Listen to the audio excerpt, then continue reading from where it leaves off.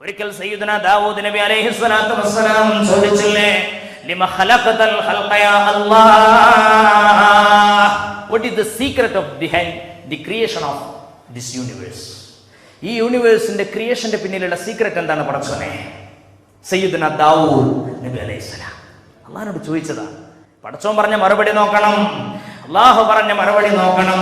കുന്തു കൻസൻ മഖ്ഫിയ ഫഅഹ്ബബ്തു അൻ ഉറഫ്, ഞാൻ ഹിഡൻ ആയി കിടക്കുന്ന, മറഞ്ഞു കിടക്കുന്ന നിധിയായി, എന്നെ എല്ലാവരും അറിയണമെന്ന മോഹം എനിക്കുണ്ടായി. അപ്പോൾ ഞാൻ ഈ പ്രപഞ്ചത്തെ പടച്ചു എന്ന് പടച്ചോൻ.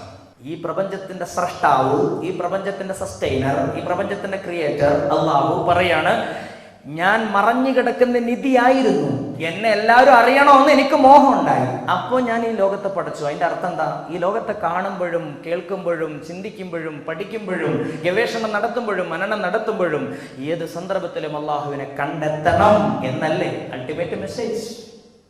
അതാണ് ഖുർആൻ ആദ്യമേ മുന്നോട്ട് വെച്ചു. ഇഖ്റ ബിസ്മി റബ്ബിക അല്ലദീ ഖലഖ. ശരിക്കും മനുഷ്യനെ ചിന്തിച്ചാൽ അല്ലദീ ഖലഖ, ക്രിയേഷൻ ഭയങ്കര സംഭവമാണ്. ക്രിയേഷൻ ഭയങ്കര സംഭവമാണ്. അല്ലദീ ഖലഖ് എന്ന് പറഞ്ഞിരിക്കുന്നത്. ഖലഖൽ ഇൻസാന മിൻ അലഖ്, ഒന്നുകൂടി ചിന്തിപ്പിക്കുകയാണ്. അലഖ്, ലീച്ച് ലൈക്ക്.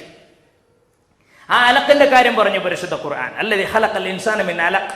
എന്നിട്ട് പിന്നെയും പറഞ്ഞു ഇഖ്റ വറബ്ബുകൽ അക്രം. ചില ആളുകൾ ചിന്തിച്ച് ചിന്തിച്ച് ചിന്തിച്ച് അങ്ങോട്ട് പോകും. എവിടേക്ക്?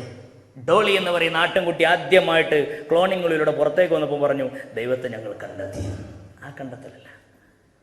അതുപോലെ ജീനോം പദ്ധതിയെ പറ്റി, ജീനോം പ്രോജക്റ്റിനെ പറ്റി കണ്ടെത്തൽ നടത്തിയ ശാസ്ത്രലോകം പറഞ്ഞു, ദൈവത്തിന്റെ രഹസ്യം ഞങ്ങളുടെ കയ്യിൽ കിട്ടി, ഡീകോഡിങ്ങും എൻകോഡിങ്ങും എന്താണെന്ന് ഞങ്ങൾക്ക് മനസ്സിലായി. യുറീക്ക, കിട്ടിപ്പോയി. എവിടെ കിട്ടി? മനുഷ്യൻ എന്താ കിട്ടിയത്? മനുഷ്യൻ എന്താ കിട്ടിയത്? 20 to 20,000 20 മുതൽ 20,000 ഹെർട്സ് ഫ്രീക്വൻസി ശബ്ദ തരംഗങ്ങൾ മാത്രം കേൾക്കാൻ സാധിക്കുന്ന ചെവി. 380 മുതൽ 780, 380 to 780, വളരെ ചുരുങ്ങിയതാണ്. 380 മുതൽ 750 വരെ മില്ലി മൈക്രോൺ പ്രകാശ തരംഗങ്ങൾ മാത്രം കടത്തിവിടാൻ പറ്റുന്ന കണ്ണ്, ഇതിലൂടെ കാണുന്ന കാഴ്ച, ഇതിലൂടെ കേൾക്കുന്ന പരിമിതമായ കേൾവി, ഇതിലൂടെ രണ്ടിലൂടെ ഉണ്ടാക്കപ്പെടുന്ന ചിന്ത, അതെത്ര ഉണ്ടാവും? തുലവും കുറവല്ലേ? എന്നിട്ട് മനുഷ്യനെ നോക്കുക അഹങ്കരിക്കുന്നത്. ഇതുകൊണ്ട് തന്നെയാണ് അല്ലാഹു പറഞ്ഞു ഇഖ്റ വറബ്ബുകൽ അക്രം. എടാ, വായിച്ച് വായിച്ച് ഔട്ട് ഓഫ് റേഞ്ച് ആയത്, എന്നെ മറക്കാൻ പാടില്ല. അതാണ് ഇഖ്റ. പിന്നെയും പറഞ്ഞു read and your Lord is very bountiful. നീ ചിന്തിച്ച് ചിലപ്പോൾ നിനക്ക് കക്കിന് പുറത്തേക്ക് ചാടിപ്പോകും. അതുണ്ടാകാൻ പാടില്ല, അതുണ്ടാകാൻ പാടില്ല. എൻ്റെ പ്രിയപ്പെട്ട സഹോദരന്മാരെ, ഞാനിത് വെറുതെ പറയുന്നതല്ല. നിങ്ങൾക്ക് വേണമെങ്കിൽ പരിശോധന വിധേയമാക്കാം. ആധുനിക സയൻസിന്റെ തലപ്പത്തിരിക്കുന്നയാൾ ആരാ? ആധുനിക സയൻസിന്റെ തലപ്പത്തിരിക്കുന്ന ആൾ സ്റ്റീഫൻ വില്യം ഹോക്കിംഗ്. സയൻസ് പഠിക്കുന്ന, ഫിസിക്സ് പഠിക്കുന്ന വിദ്യാർത്ഥികൾക്ക് അറിയാലോ. സ്റ്റീഫൻ വില്യം ഹോക്കിംഗ് എന്ന് പറഞ്ഞാൽ പ്രഗത്ഭനായ ശാസ്ത്രജ്ഞനാണ്, ഗംഭീരമാണ്. അദ്ദേഹത്തിന്റെ ചിന്തകൾ ഐൻസ്റ്റൈന്റെ ചിന്തകൾക്ക് ശേഷം വളരെ വളരെ വലിയ ക്വാണ്ടം സിദ്ധാന്തത്തിലും അതുപോലെ തന്നെ വൈറ്റ് ഡോർഫ് എന്ന് പറയുന്ന അവസാനത്തെ സൂര്യന്റെ അവസാനത്തെ ഘട്ടത്തെ പറ്റിയിട്ടും അതുപോലെ തന്നെ തമോ ഗർത്തങ്ങളെ പറ്റിയൊക്കെ ഒരുപാട് പഠനങ്ങൾ നടത്തിയ, ഇന്ന് മോട്ടോർ ന്യൂറോൺ രോഗം പിടിച്ചിട്ട് സ്പീച്ച് തെറാപ്പി ഉപയോഗിച്ച് മാത്രം സംസാരിക്കുന്ന ശാസ്ത്രകാരനാണ്. Greatest science of the time Stephen William Hawking. അദ്ദേഹത്തിന് ഒരുപാട് ഗ്രന്ഥങ്ങളുണ്ട്. ഇപ്പൊ പുതിയ ഗ്രന്ഥങ്ങൾ അദ്ദേഹത്തിന്റെ ഇറങ്ങിയിട്ടുണ്ട്. അദ്ദേഹം ഒന്ന് തൊള്ള തുറക്കണമെങ്കിൽ, വായ തുറക്കണമെങ്കിൽ ഡോളർ കണക്കിന് കെട്ടിവെക്കണം. കാരണം അദ്ദേഹത്തിന്റെ വാല്യൂ ഇൽമാണ്, വിജ്ഞാനമാണ്, വിവരമാണ്.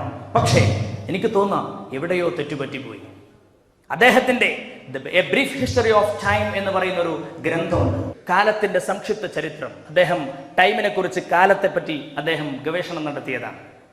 അതൊക്കെ വലിയ ചർച്ചകൾക്ക് വിധേയമാക്കപ്പെട്ട, ഫിസിക്സിന്റെ ഇന്നത്തെ റെഫറൻസ് ഗ്രന്ഥമായിട്ട് ശാസ്ത്രലോകം ഉപയോഗിച്ചുകൊണ്ടിരിക്കുന്ന ഗ്രന്ഥം. അതിൽ അദ്ദേഹം പറയുന്ന ഒരു കാര്യമുണ്ട്. As long as the universe had A beginning, we could suppose it had A creator. ഈ പ്രപഞ്ചത്തിന് തുടക്കമുണ്ടോ ഇല്ലയോ എന്നുള്ള ഒരു ചർച്ച അദ്ദേഹം ഇങ്ങനെ നടത്തിക്കൊണ്ടിരിക്കുകയാണ്.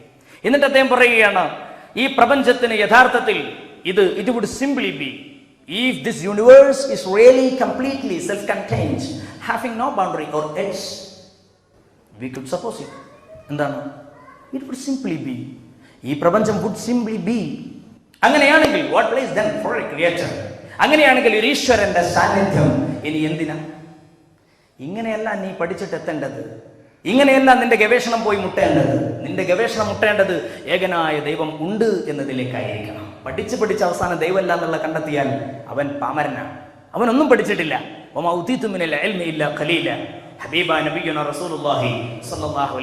ഞാൻ പറഞ്ഞു വരുന്നത് യഥാർത്ഥത്തിൽ ഇങ്ങനെ ഈ ശാസ്ത്രകാരൻ പറഞ്ഞതിൽ നമുക്ക് വല്ലാത്ത, കാരണം അദ്ദേഹം ഒരു സാധാരണക്കാരനല്ല. ഈ ലോകത്തെ പറ്റി പഠിച്ച് ഒരുപാട് ഗവേഷണങ്ങൾ നടത്തിയ വളരെ പ്രഗത്ഭനായ ശാസ്ത്രകാരൻ, ഇന്ന് ജീവിച്ചിരിക്കുന്ന ഏറ്റവും വലിയ ഗ്രേറ്റസ്റ്റ് സയന്റിസ്റ്റാണ് അദ്ദേഹം. എന്നാൽ ഇതിനു മുമ്പ് കഴിഞ്ഞു പോയ മഹാനായ സർ ഐസക് ന്യൂട്ടൻ, അദ്ദേഹം ഇന്ന് ഫാദർ ഓഫ് മോഡേൺ സയൻസ് ആയിട്ട് അറിയപ്പെടുന്ന അദ്ദേഹം പറഞ്ഞ വാക്കുകൾ വളരെ രസകരമായിട്ടും ചിന്തനീയമായും നമ്മളെ ഇപ്പോഴും ഓർമ്മിപ്പിക്കുകയാണ്. I seem to myself like a child playing on the seashore, picking up here and there a curious shell or pretty pebble, while the boundless ocean of truth lies undiscovered before me. എൻ്റെ മുമ്പിൽ വിശാലമായ സത്യത്തിന്റെ ലോകം undiscovered ആയിട്ട് കിടക്കുമ്പോഴും എനിക്ക് യഥാർത്ഥത്തിൽ ഒരു അറിവും കിട്ടിയിട്ടില്ല എന്നാണ് മനസ്സിലാകുന്നത് എന്ന് സർ ഐസക് ന്യൂട്ടൻ. എന്റെ പ്രിയപ്പെട്ട സഹോദരന്മാരെ,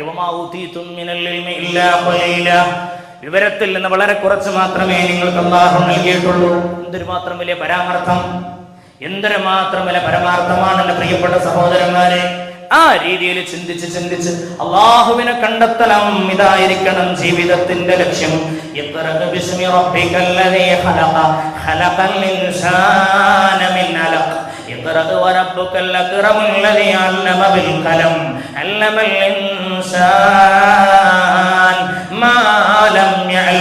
അറിയാത്തത് പഠിപ്പിച്ചു തന്നവനാ അല്ലാഹ്.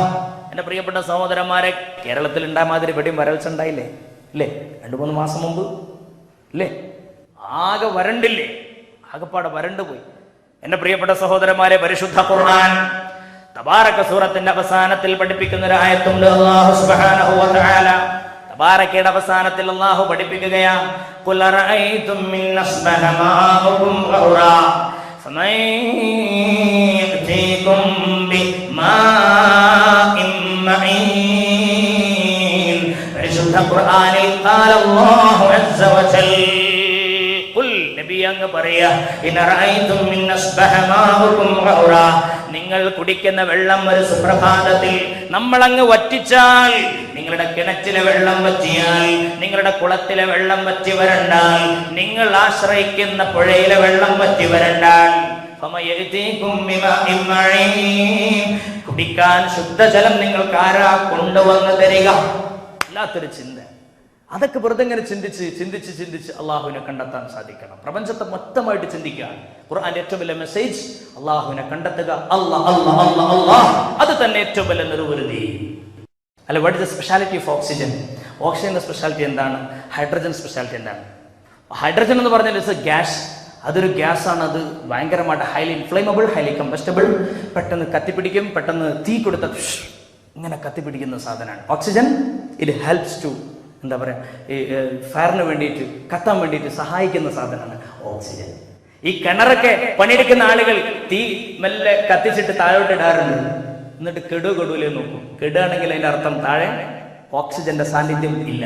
അപ്പൊ അവർ കിണറ്റിലേക്ക് ഇറങ്ങൂല. അല്ലെ, കിണറിൽ പണിയെടുക്കുന്നവരൊക്കെ നമുക്കറിയാം. അപ്പൊ അതിനർത്ഥം ഓക്സിജൻ കത്താൻ സഹായിക്കുന്നു. ഓക്സിജൻ എന്ന് പറയുന്നത് ഓക്സിജൻ കത്താൻ സഹായിക്കുന്നു. ഹൈഡ്രജൻ ശക്തമായി കത്തുന്നു. ഹൈഡ്രജൻ ശക്തമായി കത്തുന്നു, ഓക്സിജൻ കത്താൻ സഹായിക്കുന്നു. ഇത് രണ്ടും കൂടി ചേർന്നപ്പോ കത്തുക എന്ന് പറയുന്ന പരിപാടിയെ കെടുത്തി കളയുന്ന പച്ചവെള്ളം.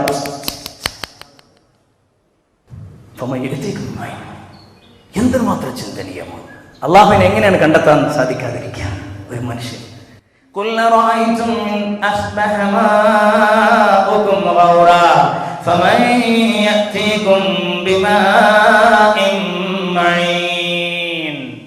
ഇങ്ങനെ വെറുതെ ചിന്തിച്ചാൽ അള്ളാഹുവിനെ കണ്ടെത്തും, ഉറപ്പാണ്. ഓരോ കാര്യങ്ങളിലും ശരിക്കും കണ്ട് ചിന്ത നടന്നാൽ, അല്ലാഹ് എന്ന് പറയുന്ന റിയാലിറ്റി മനസ്സിലങ്ങ് ശരിക്കും തളം കെട്ടി നിന്നാൽ പിന്നെ പ്രശ്നമില്ല. അവന്റെ ഈമാൻ പക്കയായി, അവന്റെ ഈമാൻ അവിടെ ഉറച്ചുപോയി. ആ രീതിയിൽ അല്ലാഹു മുഅ്മിനീങ്ങളായി നമ്മളെ സ്വീകരിക്കുമാറാവട്ടെ. അതാണ് എൻ്റെ പ്രിയപ്പെട്ടവരെ, ഖുർആൻ ഓതപ്പെട്ട് കഴിഞ്ഞാൽ അവരുടെ മനസ്സ് പെടക്കുമെന്ന് അല്ലാഹു സുബ്ഹാനഹു വ തആല പറഞ്ഞത് അല്ലെ?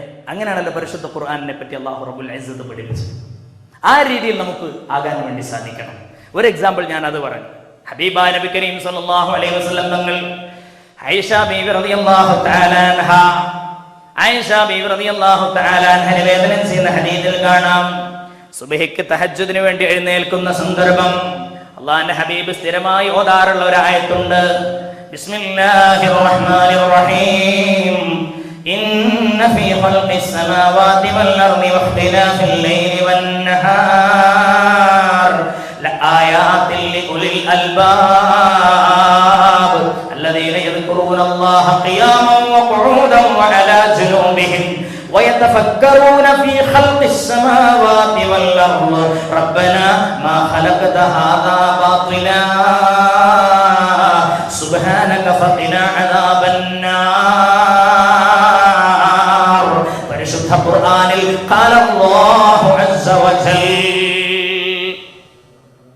ഇത് തഹജ്ജുദിന് എഴുന്നേൽക്കുന്ന സമയത്ത് അഷ്റഫുൽ ഖൽഖ് സല്ലല്ലാഹു അലൈഹി വസല്ലം സ്ഥിരമായി ഓതാറുള്ള ആയത്താണ് അത്രേ. ഇതിൽ പറയുന്നത് ആകാശ ലോകങ്ങളെ പറ്റിയിട്ടുള്ള സൃഷ്ടിപ്പിനെ പറ്റിയാണ്, സൂര്യന്റെ ചലനത്തെ പറ്റിയാണ്, ഇരുട്ട് വരുന്നതിനെ പറ്റിയാണ്, പകൽ വരുന്നതിനെ പറ്റിയാണ്, രാവും പകലും മാറി മറയുന്നതിനെ പറ്റിയാണ്. ഈ അണ്ടകടാഹങ്ങളെ പറ്റി ചിന്തിക്കാൻ സുബൈന്റെ സമയത്ത് എണീക്കുമ്പോൾ തന്നെ അഷ്റഫുൽ ഖൽഖ് സല്ലല്ലാഹു അലൈഹി വസല്ലം ഈ ആയത്ത് ഓതിയിരുന്നു എന്ന് പറഞ്ഞാൽ എന്തായി നമുക്ക് മനസ്സിലാവുന്നത്? സൂര്യൻ ഉദിച്ചില്ലെങ്കിൽ ഓക്സിജന്റെ സാന്നിധ്യം എവിടെ? ചിന്തിക്കണ്ടേ മനുഷ്യൻ?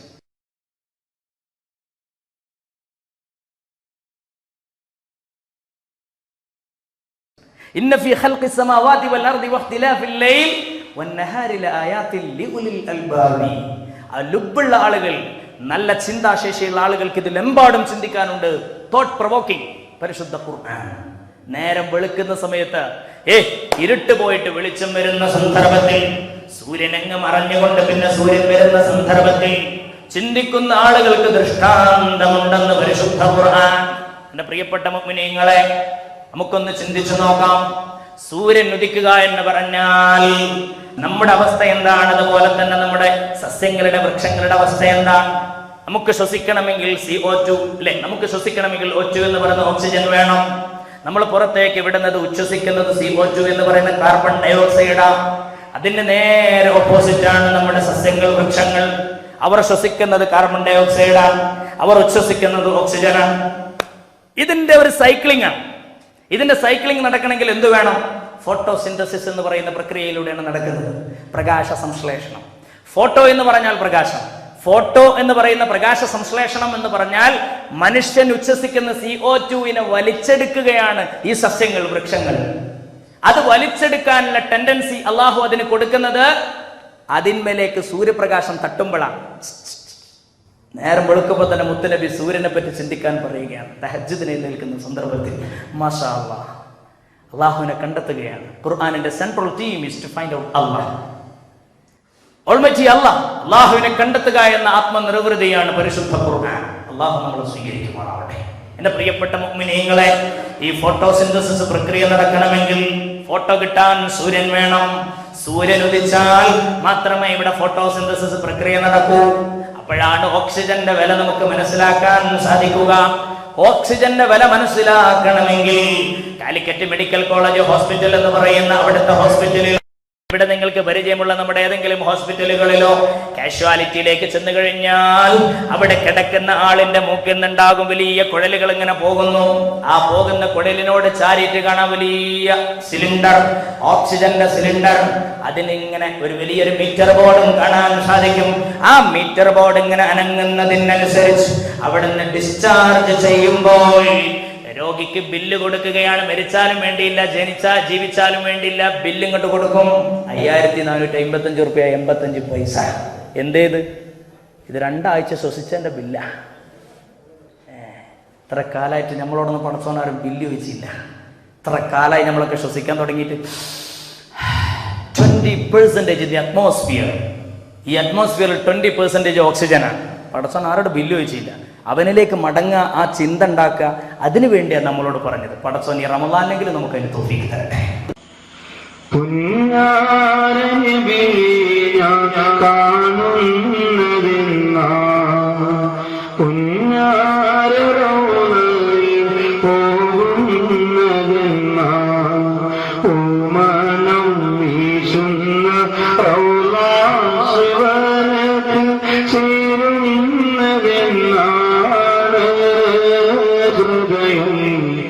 തൂകുന്ന